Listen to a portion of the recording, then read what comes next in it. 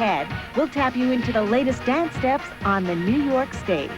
And here how hip-hop music has dominated the pop music world in the 90s, but hip-hop dance is just starting to make its way onto the theatrical stage.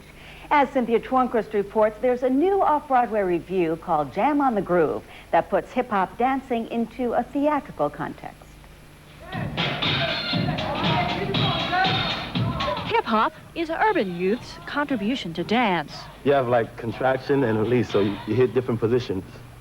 Then you have waves involved, right? Popping and waving. Based on incorporates a lot of mime elements, a lot of robotic elements, but also fluidity. Now hip-hop has found its way to the theatrical stage in an Off-Broadway review called Jam on the Groove. Many cast members are founders of the hip-hop movement, which began on the streets and in the clubs of New York City in the late 1970s and grew out of the daily lives of the performers. I was in a boxing gym. I played baseball. But the bottom line is that my mother was raising 6 kids, working. So she couldn't afford that. So this was my alternative form of recreation, which evolved into a culture. While African dance seems to have had the greatest influence, other dance forms have had their impact on hip-hop. You could see elements of jazz, tap, ballet, African dance, capoeira, kung fu. And you could say, wait, it looks like kung fu, but there's something a little different about it. Wow. And this dance allows us to bring out our individual identities. These dances have foundation. They have names, everything is technical, and everything is just as serious as any other dance.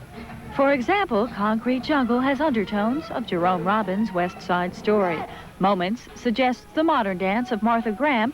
They even give a nod to Fred Astaire in the movie Swing Time with a number called Shadow.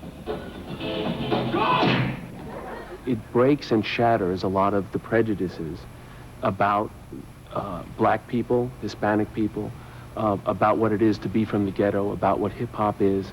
Hip-hop's founders would like to pass their art on to new generations. Just have a hip-hop type of school where we can carry on the culture and make sure that it doesn't die. We're taking it right to the youth, because if we don't take it to them, it's going to go nowhere.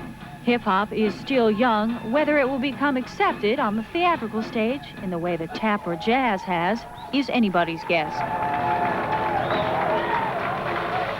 Cynthia Twornquist, CNN Entertainment News, New York. 2 of the world's hottest touring bands have just slammed.